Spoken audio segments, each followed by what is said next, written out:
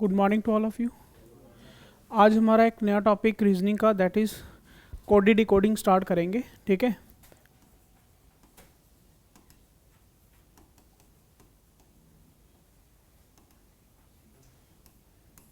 ठीक है।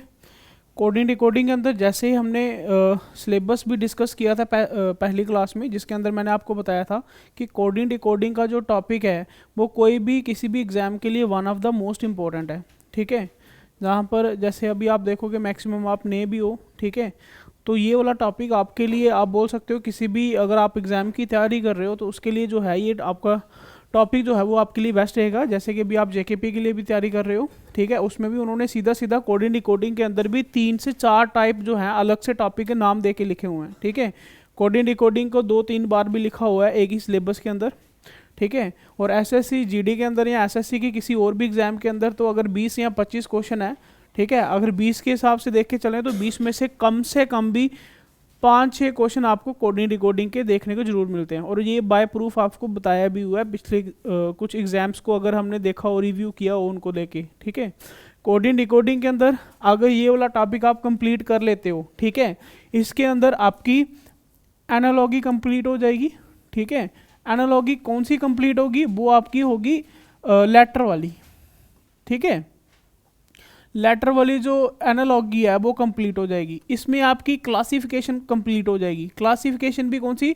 यानी कि आप कोडिंग डिकोडिंग के अंदर पढ़ते क्या हो? कोडिंग डिकोडिंग के अंदर पढ़ते हो लेटर के रिलेटेड जितनी भी रीजनिंग के क्वेश्चन आते हैं वो सारे के सारे आप बोल सकते हो कि कोडिंग डिकोडिंग के रिलेटेड हैं। ठीक है, तो लेटर्स के लिए ही सभी में लिखूंगा। ठीक है, क्लासिफिकेशन आपकी खत्म हो जाएगी, इसी के अंदर आपकी सीरीज खत्म हो जाएगी। लेकिन सीरीज में भी कौन सी सीरीज खत्म होगी? लेटर सीरीज जो है वो आपकी जो है वो खत्म हो जाएगी। ठीक है, एक कोडिंग डिकोडिंग करने के साथ साथ। ठीक है, इसमें आपकी एनालॉगी लेटर वाली, ठीक है, क्लासिफिकेशन लेटर वाली और सीरीज आपकी जो है वो लेटर सीरीज जिसको हम बोलते हैं, वो तीनों इसके साथ साथ जो है वो कोडिंग डिकोडिंग के जो टाइप हैं वो खत्म हो जाएंगे एक कंप्लीट कोडिंग डिकोडिंग पढ़ने के बाद। ठीक है, कोडिंग डिकोडिंग अपने आप में जो है हम बोल सकते हैं 6 से 7 टाइप के जो हैं वो अलग अलग क्वेश्चंस पूछे जाते हैं। देखो हम तो सीधा सीधा बोल देते हैं कि यार ये जो है क्वेश्चंस जो हैं वो सीधा ही इस तरह से, मान लो एक एग्जांपल के साथ मैं बोल दूं कि सीधा उन्होंने लिख दिया कि भाई if eagle is written as GAEEL, ठीक है, ऐसे लिख दिया। ठीक है, और आपसे पूछ लिया गया कि देन बताओ मेरे को क्रो किसको, क्रो के लिए क्या आपके लिए कोड वर्ड होगा। ठीक है, इस तरह के कुछ क्वेश्चंस जो हैं वो रीजनिंग के अंदर कोडिंग डिकोडिंग के अंदर रहते हैं। अब मान लो आप नए हो, आपको कुछ भी नहीं पता है, भाई सीधा क्वेश्चन देखा, आप हर बार एक ही तरीके से सोचने की कोशिश करोगे। लेकिन जब हम कोडिंग डिकोडिंग पढ़ाते हैं तो हम इसको अलग अलग कैटेगराइज कर देते हैं। ठीक है, जब क्वेश्चन देखते हैं, क्वेश्चन देख के हमारे दिमाग में सबसे पहले ये चीज़ आती है कि यार ये किस टाइप का हो सकता है। ठीक है, इस क्वेश्चन के अंदर किस टाइप के क्वेश्चन, मतलब ये जो क्वेश्चन आया इसके अंदर किस टाइप से हम इसको सोच सकते हैं, देख के ही हमें पता चल जाता है। फिर उसके अंदर अलग अलग मैंने आपको लॉजिक जो है वो बताऊंगा जिससे हम ये है क्वेश्चन को ईजिली से फाइंड आउट कर सकें। इसके अंदर जो लॉजिक लगे हैं, सबसे बड़ी बात क्या है, हमने रीजनिंग के अंदर निकालना क्या होता है? रीजनिंग के अंदर सबसे पहले हमने निकालना होता है कि इसमें लॉजिक क्या लगा हुआ है। ठीक है, जो लॉजिक इसका इसके साथ लगा हुआ है आंसर निकालने के लिए, कोड दिया हुआ है, उस लॉजिक के साथ ही हमने अपना आंसर जो है वो निकालना होता है। सिर्फ इतना सा हमारा काम होता है।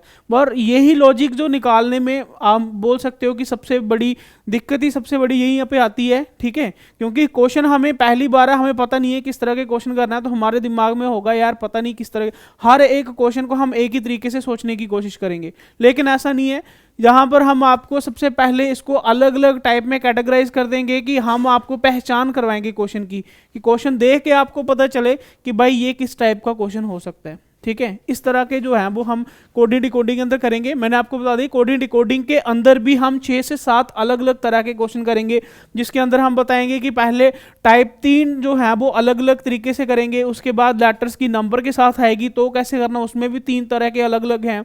फिर उसके बाद वर्ड की कोडिंग डिकोडिंग होती है, जहां पर जितने भी हमने किए ये पहले लेटर वाली करेंगे, उसके बाद हम वर्ड की भी कोडिंग डिकोडिंग करेंगे, उसके बाद हम सेंटेंस की भी कोडिंग डिकोडिंग करेंगे। ठीक है, एक कंप्लीट हमारा ये लेक्चर रहने वाला है ताकि आप चाहे अभी आप मान के चलो एसएससी जीडी के लिए बैठे हो, जहाँ उसके बाद जेकेपी के लिए बैठे हो, ठीक है, मैक्सिमम वेटेज जो है वो 2 टॉपिक की रहती है। एक आपकी कौन सी भाई, एक आपकी रहती है कोडिंग डिकोडिंग की, और एक आपकी रहती है नंबर सीरीज की। मैं आपको लिख के बता देता हूँ, ठीक है, कोई भी पेपर देख लेना, सबसे ज़्यादा वेटेज इन्हीं 2 टॉपिक की रहेगी।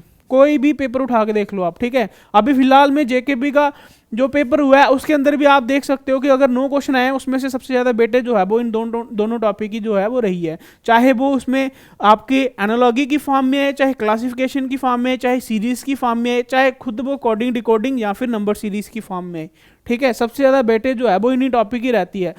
और हमारी सबसे पहले यही कोशिश होती है कि भाई ये वाले टॉपिक को मजबूत कर दें, ताकि हम एटलीस्ट ये वाले क्वेश्चन को 100% श्योरिटी के साथ बोलें कि ये वाले क्वेश्चन हम निकाल लेंगे, ठीक है। हालांकि इसमें भी टाइप के अंदर लॉजिक इतने मुश्किल आएंगे कि आपके लिए पहचानना मुश्किल हो, लेकिन अगर आप एक बार कंप्लीट इसको पढ़ लोगे तो मेरे को नहीं कहीं पे लगेगा कि आपको ऐसा लगे कि यार नहीं यार ये वाला क्वेश्चन नहीं निकला। 100% श्योरिटी के साथ बता रहा हूँ कि जितने भी अगर टाइम मैं करवाऊंगा उतने कर लेते हो, तो चाहे कोई भी एग्जाम होगा सबकी कोडिंग डिकोडिंग आप बड़े आराम से निकाल लोगे, ठीक है। इसको मैं स्टार्ट करूंगा कोडिंग डिकोडिंग के बेसिक के साथ। देखो, कोडिंग डिकोडिंग के टाइप निकालने के लिए, क्वेश्चन निकालने के लिए सबसे पहला और सबसे अहम जरूरी होता है इसकी नंबरिंग, ठीक है, लेटर्स की नंबरिंग। वो जरूरी क्यों होता है? क्योंकि आपने देखा होगा कि भाई जब भी आपको पेपर में क्वेश्चन मतलब आप जब भी आपने कोई कैलकुलेशन की है, आपने हमेशा इस तरह से किया होगा, भाई 4 + 3 कितने होते हैं, आपने नंबर के साथ किया होगा। कभी भी आपने इस तरह से नहीं किया होगा कि भाई D + C कितना होता है, ठीक है, क्योंकि कभी पेपर स्कूल में पढ़ा ही नहीं है, हमें पता ही नहीं है, ठीक है। क्योंकि लॉजिक में क्या हो सकता है भाई, अगर नंबर के लॉजिक हैं क्या होगा, ज़्यादा से ज़्यादा प्लस माइनस किया होगा। Same as it is letters में भी यही होता है, यहाँ तो प्लस करेगा माइनस करेगा, उसकी पोजीशन चेंज करेगा, इलॉजिकल मैटर्स पैटर्न से उसकी पोजीशन चेंज करेगा, ठीक है। पोजीशन वाले तो चलो उनके लिए जरूरत नहीं पड़ेगी, लेकिन जिसमें प्लस माइनस किया होगा वहाँ पर सबसे बड़ी दिक्कत आती है कि यार हमें पता ही नहीं चलता कि किसको क्या प्लस करके हमें कितना कौन सा लेटर मिला होगा, ठीक है। फिर हमने क्या कर देते हैं, हम इनको रिलेट कर देते हैं नंबर्स के साथ, और यही सबसे अहम और सबसे जरूरी आप बोल सकते हो कोडिंग डिकोडिंग का बेसिक है कि अगर हमें इसकी नंबरिंग आ जाती है, नंबरिंग हम इसकी आराम से कर लेते हैं, तो फिर चाहे कोई भी लॉजिक किसी भी तरह से पूछ ले हम बड़े आराम से निकाल देते हैं, ठीक है। जैसे आपने एग्जाम्पल के साथ देखा कि आपको पूछे कि भाई D + C कितना होता है, ठीक है। हो सकता है लॉजिक ये लिखा हो कि D और C को प्लस करके कोई एक जो उसका आंसर बनता है वो आगे लिखो। अब आपको D और C का नहीं पता है, ठीक है, लेकिन हाँ इतना आपको पता है कि D की जगह अगर 4 होता है, C की जगह 3 होता है, तो भाई 4 और 3 मैं बता सकता हूँ 7 होता है। और 7 की आपको अगर पोजीशन पता है कि 7 की जो पोजीशन इंग्लिश लेटर में, ठीक है, ABC से 7 नंबर पे क्या आता है, तो आप बड़े आराम से G लिख सकते हो, ठीक है। यहाँ एक और एग्जांपल मैं बोलूँ कि भाई एक पैटर्न था क्या कि भाई उसमें लॉजिकली ये बताया था कि O को लिखा हुआ था T, ठीक है। उसने पूछ लिया कि सेम एज इट इज बताओ S को क्या लिखेगा। आपने देखा कि भाई O को T लिखा है, किस पैटर्न से लिखा होगा, ऑब्वियसली बात है यहाँ तो प्लस किया होगा, यहाँ तो माइनस किया होगा, है ना। अब आप यहाँ पर सोचोगे कि भाई O के बाद P Q R S T कुछ इस तरह से सोचोगे, वहां पर क्या होगा, वेस्टेज ऑफ टाइम होगी, ठीक है। लेकिन अगर मैं सीधा सीधे इसकी नंबरिंग पता होगी तो मेरे को पता है 15 से 20 लिखा है। O से T चेक करना मुश्किल है, लेकिन 15 से 20 चेक करना सीधा सीधा मेरे लिए इजी है कि पता है 15 और 5 +5 किया हुआ है। अगर यहाँ पे +5 किया हुआ है तो ये S की मेरे को अगर नंबरिंग पता हो, अगर S की नंबरिंग मेरे को पता हो तो भाई मैं क्या करूंगा, इसमें भी +5 कर दूंगा। भाई 19 और 5 कितने होते हैं, 24। अब अगर 24 को मेरे को पता होगा कि 24 नंबर पे क्या आता है, तो मैं बड़े आराम से X लिख दूंगा, ठीक है।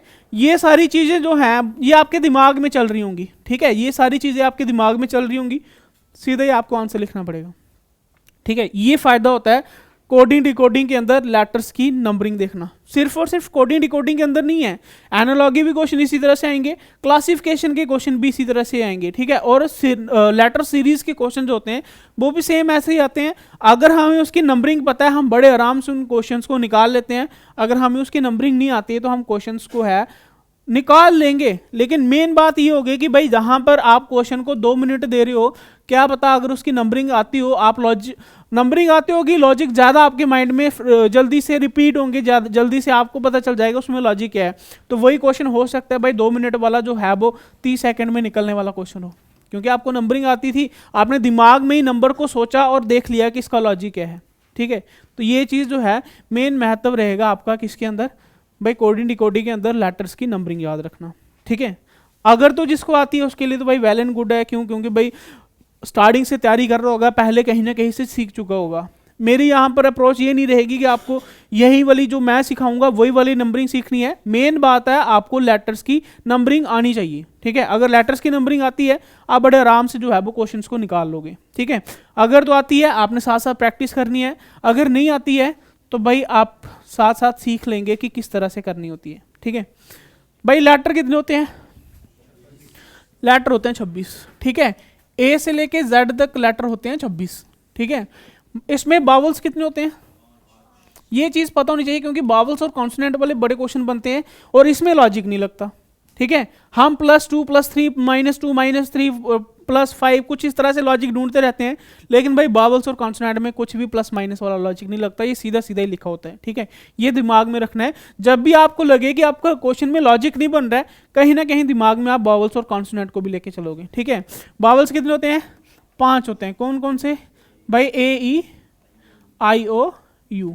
बाकी जो पीछे बच के वो क्या होंगे, कॉन्सोनेंट होंगे। कितने होते हैं भाई, 26 में से 5 निकाल लो कितने होते हैं, 21 होते हैं। ठीक है, 21 इसके कॉन्सोनेंट्स होते हैं। ठीक है, ये आपको पता होना चाहिए। बावल्स कितने, 5, पीछे जो बच गए वो सारे क्या हैं, कॉन्सोनेंट हैं। ठीक है, अच्छा अब मैं जो बोल रहा था इसकी नंबरिंग। ठीक है, नंबरिंग देखो भाई, ए से लेके ई और एफ तक मेरे को नहीं लगता कि इसकी नंबरिंग याद करने की जरूरत पड़ेगी, क्योंकि मैं अगर बोलूँ कि सी की नंबरिंग क्या है भाई 1 2 3, ठीक है, मैं बोलूँ ई की नंबरिंग क्या है तो 5 है। ठीक है, यानी कि ए से लेके एफ तक के लिए मेरे को नंबरिंग याद रखने की जरूरत नहीं है, क्योंकि मैं सीधा सीधा ही बता दूंगा। ठीक है, कि भाई ए की नंबरिंग 1 है और एफ की नंबरिंग 6 है। Same as it is Y और जेड के लिए भी मेरे को नहीं लगता इसको कोई मैं आपको बताऊं कि इसको इस तरह से याद रखो। भाई लास्ट में वाई जेड है, नंबर्स कितने होते हैं 25 26, तो एक 25 और एक 26, कितने हो गए भाई 8 तो निकल गए है ना, 6 इधर से 2 इधर से 8 निकल गए, पीछे कितने बचे 18 है ना।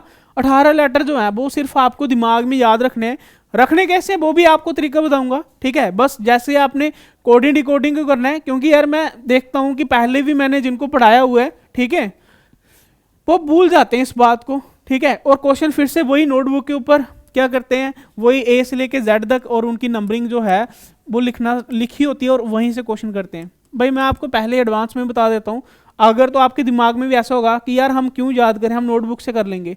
भाई मैं जहाँ तक बोल सकता हूँ कि 60 से 70% मैं आपको बोल सकता हूँ कि आप लॉजिक नहीं ढूंढ पाओगे।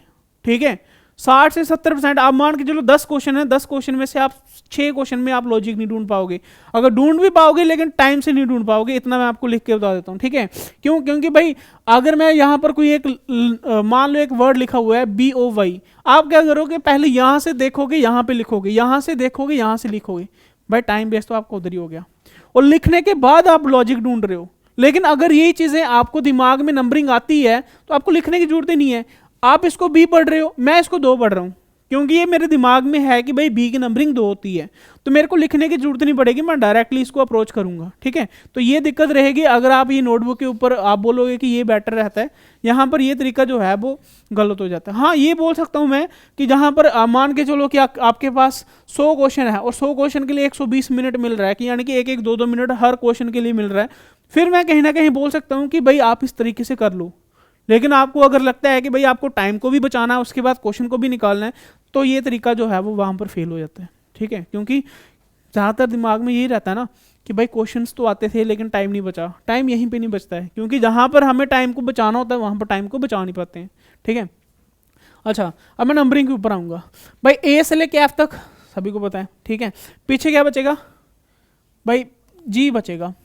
और देखो जी जो है, जैसे मैं जी लिख रहा हूं तो भाई इसके पैरों में क्या बन रहा है, 7 बन रहा है, और यही लाइन आपने दिमाग में भी रखनी है और यही लाइन आपने नोटबुक के भी ऊपर भी लिखनी है। और ये है कि अगर आप कोडिंग डिकोडिंग 2-3 दिन के अंदर कंप्लीट कर रहे हो, उसके अंदर सिर्फ 1-2 दिन ही आपको ये याद रखने की जरूरत है, बाकी बाद में जैसे जैसे क्वेश्चन करते जाओगे आपको अपने आप दिमाग में आते जाएगा। ठीक है, तो जी के पैरों में देखोगे तो 7 बन रहे हैं। अब यही लाइन जो है आप अपनी नोटबुक के ऊपर लिख सकते हो, क्या कि भाई जी के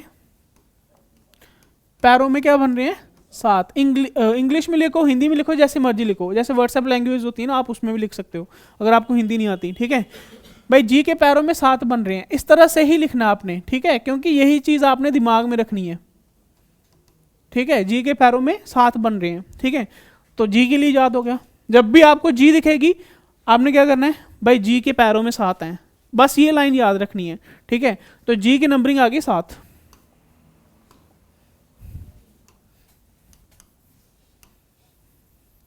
ठीक है, मैं यहाँ पर एक साइड पे लिखते हुए आता हूँ। ठीक है, जी की नंबरिंग कितनी आ गई, 7 आ गई। ठीक है, उसके बाद एच के लिए देखो भाई, एच। ठीक है, एच को ऊपर और नीचे से बंद करने पे क्या बनता है, सामने दिख रहा 8 बन रहा है। ठीक है, क्या कि भाई एच को, ठीक है, आप इस तरह की लैंग्वेज लिख सकते हो, ऊपर नीचे से। ठीक है,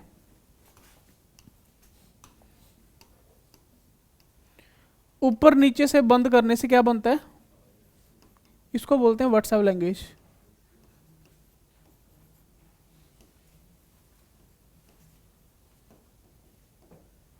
ठीक है, यानी कि इसका मतलब क्या, एच की नंबरिंग 8। जब भी आपको एच दिखे अपने दिमाग में ये रखना है कि भाई एच को ऊपर और नीचे से बंद करोगे तो 8 बनेगा। ठीक है, और आई देखो इस तरह से लिखते हैं। ठीक है, और आई जो है वो दिखने में क्या दिख रहा है, 9 है। ठीक है, आई के लिए इसी तरह से याद रखना, आई देखने में ही 9 है। ठीक है, आई देखने में ही 9 है।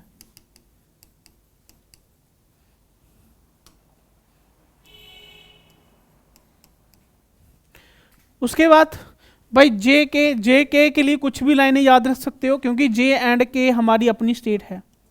ठीक है, जे एंड के। अब जे एंड के लिए कोई भी लाइन ऐसे रख सकते हो जिसमें 10 और 11 आ जाए। ठीक है, क्या फेमस है जे एंड के में,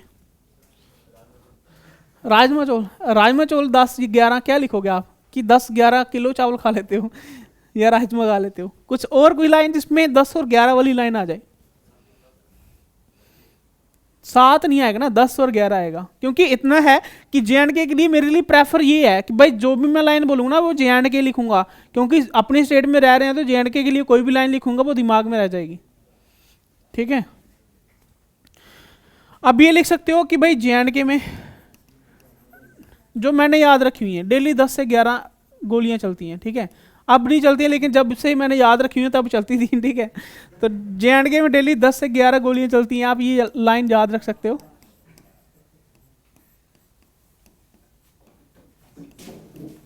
ठीक है, अभी नहीं चलती हैं वैसे, तो इस तरह से याद रख सकते हो, जिसमें जे की नंबरिंग 10 है, के की नंबरिंग 11 है। ठीक है, जे की नंबरिंग 10 है, के की नंबरिंग 11 है, बीच में आई की रहेगी ना। आई के लिए क्या लिखा था, 9। आई देखने में ही 9 है।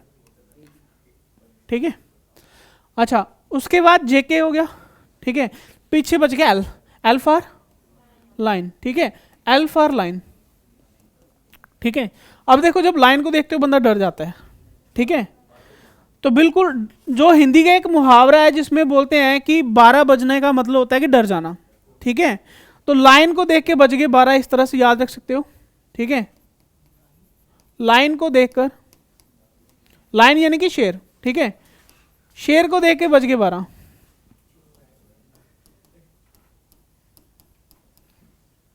ये एक हिंदी का मुहावरा है। ठीक है, चेहरे पे 12 बज जाना यानी कि डर जाना। ठीक है, तो लाइन को देख के बज गए 12, तो यहां से ये चीज याद रखनी है कि एल की नंबरिंग जो है वो क्या होती है, 12 होती है। ठीक है, एल तक हो गया। अब उसके बाद एम और एन।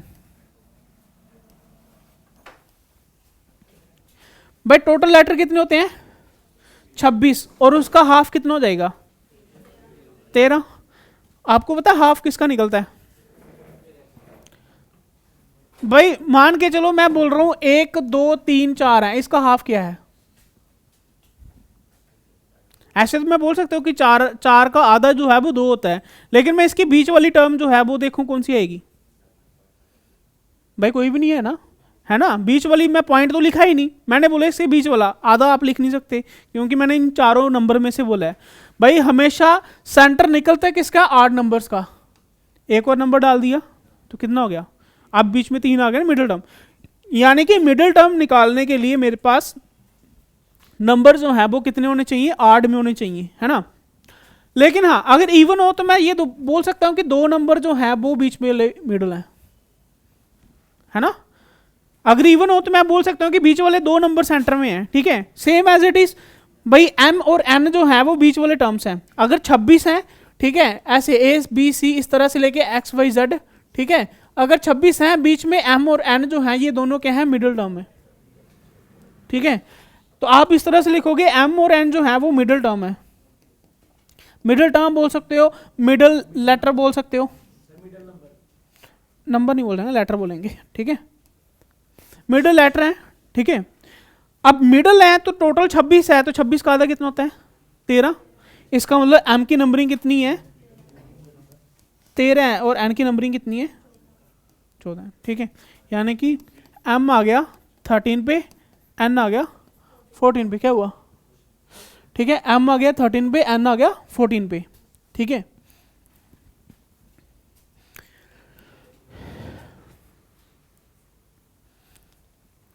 अभी तक क्या पढ़ा, G के पैरों में 7, H को ऊपर नीचे से बंद करेंगे तो 8 दिखता है, I देखने में ही 9 है, J&K में डेली 10 से 11 गोलियां चलती हैं, लाइन को देख के 12 बजते हैं, और M और N क्या है, मिडिल लेटर है, यानी कि M 13 और N 14 नंबर पे है। उसके बाद भाई एक लाइन लिखोगे ORS, ठीक है। अब ORS के लिए आपने ये याद रखना है कि भाई ORS जो है 15 से 18, ठीक है, जिन्होंने पढ़ा उनको पता है 15 से 18 एज तक पीना चाहिए या लेना चाहिए। अब ये बात सही नहीं है, बस इसकी नंबरिंग याद रखने के लिए लिखा हुआ मैंने, ठीक है। क्या कि भाई ORS जो है वो 15 से 18 एज तक हमें लेना चाहिए, ठीक है। बस ये एक लाइन याद रखनी है जिससे आपको 2 लेटर की नंबरिंग पता चल जाएगी। क्या कि भाई O की नंबरिंग कितनी है, 15 है, R की नंबरिंग कितनी है, ठीक है। बीच में 2 लाइनें आएंगी, क्या 2 लेटर आएंगे, एक प्रिंस और एक क्यून, P और Q, ठीक है। P से है प्रिंस और Q से है क्वीन, ठीक है। अब आपने एक चीज याद रखनी है, भाई क्वीन किसको बोलते हैं, रानी, जो राजा की वाइफ होती है, और प्रिंस किसको बोलते हैं, जो राजा का बेटा होता है ना। यानी कि अगर दोनों की एज के कंपैरिजन से देखें तो भाई कौन सा बड़ा होना चाहिए, क्वीन बड़ी होनी चाहिए और प्रिंस छोटा होना चाहिए। तो सेम यही चीज दिमाग में रखना है कि भाई प्रिंस छोटा होता है, इसलिए प्रिंस जो है वो 16 का है, और क्वीन जो है वो कितने की है, 17 की, ठीक है। इस तरह से आपने याद रखना है, प्रिंस 16 का और क्वीन 17 की, ठीक है। यहां से क्या हो गया, P की नंबरिंग आ गई 16 और Q की नंबरिंग आ गई 17, ठीक है। PQR हो गया। अब उसके बाद आपने कास्ट लिखनी है SC ST, ठीक है। SC ST ये दोनों क्या हैं, रिजर्व्ड कैटेगरी हैं, ठीक है, यानी कि कास्ट हैं ये दोनों। अब ये दोनों कास्ट जो हैं ये दोनों रिजर्व कैटेगरी हैं, दोनों कैटेगरी हैं, इसका मतलब दोनों में कोई अंतर नहीं है, ठीक है। तो आप ये बोलोगे SC ST में, ST SC में 19-20 का अंतर है, ठीक है। अब ये भी क्या है, एक मुहावरा है हिंदी का, ठीक है। 19-20 का अंतर होना यानी कि बिल्कुल कम अंतर होना, ना के बराबर अंतर होना, इस मुहावरे का मतलब है। तो भाई ऑब्वियसली बात है SC ST क्या है, कास्ट है, ठीक है, कास्ट है, तो 19-20 का फर्क है। इसका मतलब S की नंबरिंग आएगी 19, T की नंबरिंग आएगी 20, और भाई T20 तो सबको पता है, ठीक है। T20 तो कभी नहीं कोई भूल सकता, क्योंकि T20 भाई 2020 मैच जो होते हैं, ठीक है, तो T20। अब उसके बाद SC ST यानी कि T20 20 तक हो गए, पीछे कितने बचे, अभी 4, है ना। अब T20 जो मैच है, ठीक है, ये किसके बीच खेला जाता है भाई? अंडर एज के बीच में खेला जाता है ना। तो आप ये बोल सकते हैं T20 जो मैच है वो किसके बीच में? अंडर 21, ठीक है, अंडर 21 बोल सकते हो, बोल सकते हैं अंडर 18, अंडर 19, है ना। अंडर 19 वाले ज़्यादा वर्ल्ड कप होते हैं मैच, क्रिकेट मैच में, ठीक है। इस सेम एज इट इज अलग अलग एज कैटेगरी में जो है वो मैचेस खेले जाते हैं। आप ये बोल सकते हो कि T20 मैच जो है वो किस में खेला जाता है? अंडर 21 में, ठीक है। तो अंडर 21 यानी कि यू की नंबरिंग कितनी है? 21 है। उसके बाद वी जो है हम इसको इंग्लिश में WE भी बोलते हैं, ठीक है। We are brothers, we are brothers, ये लाइन याद रखनी है। वी आर ब्रदर्स का मतलब क्या? हम क्या हैं? भाई भाई हैं,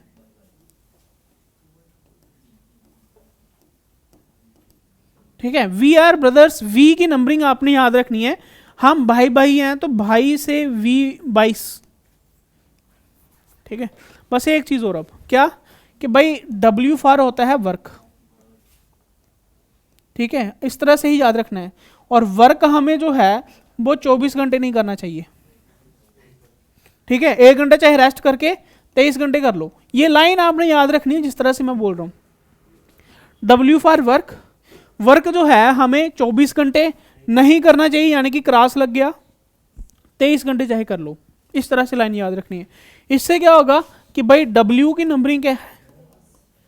23 और X की नंबरिंग क्या है? 24। क्रॉस किया ना तो X की नंबरिंग 24, ठीक है। अब इसके अलावा भी आप कुछ लेटर्स याद रख सकते हो। वो लेटर्स क्या हैं? वो लेटर्स आप इस तरह से भी याद रख सकते हो। एक होता है इजोटी,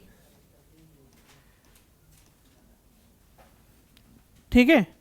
इजोटी आपने एक वर्ड याद रखना है जिसमें सारे जो लेटर्स हैं वो 5 के मल्टीपल्स में है, ठीक है। इजोटी में ई 5, J&K वाला 10, ORS वाला 15, T20 वाला 20 और Y की नंबरिंग 25। इजोटी एक वर्ड याद रखना है जिसमें 5 की आप बोल सकते हो कि 5 के मल्टीपल में सारे लिखे हुए हैं, ठीक है। एक ये देख सकते हो। दूसरा एक और है, वो ये है कि भाई आपको पता है 3 जो नंबर है ना, 1 से लेके 26 तक 3 कौन कौन से नंबर में आता है? एक तो नंबर 3 खुद, एक 13 और एक 23, ठीक है। 3 वाला तो आपको पता C है ना। उसके बाद क्या आएगा? एक M और एक W। तो दोनों की देखो शेप कैसी है? 3 वाली है ना। दोनों की शेप कैसी है आप देखोगे? 3 के जैसी है, 3 के जैसी है, ठीक है। एक ऊपर से एक नीचे से, ठीक है। ये 3 देखो इस तरह से लिखा जा रहा है, ठीक है। ये भी ऐसे लिखा जा रहा है।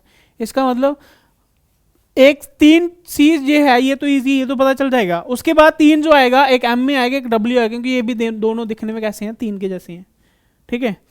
ये एक्स्ट्रा में है कि अगर आपको वो चीज़ें याद नहीं हो तो बीच में आप ये भी ऐड ऑन कर सकते हो। बाकी यहाँ से आपके सारे 26 के 26 हो चुके हैं, ठीक है। यहाँ से आपके सारे 26 के 26 हो चुके हैं। आप बड़े आराम से इनको देख सकते हो। एक छोटी सी एग्जांपल लेता हूँ और आज आपके लिए यही वर्क है। भाई कहीं पे भी कोई भी वर्ड देखो, उसके लेटर्स की नंबरिंग चेक करना स्टार्ट कर दो। सिर्फ एक दिन की बात, आप सारे नंबर्स बड़े आराम से याद कर लोगे, ठीक है। फॉर एग्जाम्पल यहाँ पे ना नीचे स्क्रीन पे गूगल लिखा हुआ है, ठीक है। आप क्या करो, इसकी नंबरिंग देख लो। जी की नंबरिंग, जी के पैरों में 7, ORS कब से कब तक? 15 वाला, है ना। फिर से जी के पैरों में, लाइन को देख के क्या बचते हैं? 12। और ई की नंबरिंग, शाबाश, कितनी? 5। तो ये कहीं पे भी कुछ भी आप देख सकते हो। मान लो एक जगह पे मैंने यहाँ पे रूम में देखा, वहां पर पैनल लिखा हुआ है, ठीक है। आपने पैनल वर्ड देख लिया, इसके लेटर्स के अंदर की नंबरिंग देख लो। भाई प्रिंस कितने का है? 16 का। ए की नंबरिंग 1 आएगी। MN क्या है? मिडल टर्म में तो 14 आएगा। ई की नंबरिंग 5 और लाइन को देख के बस इस तरह से। एक है डिजिटल कैमरा। अब जरा इसको, इसकी नंबरिंग लिखना।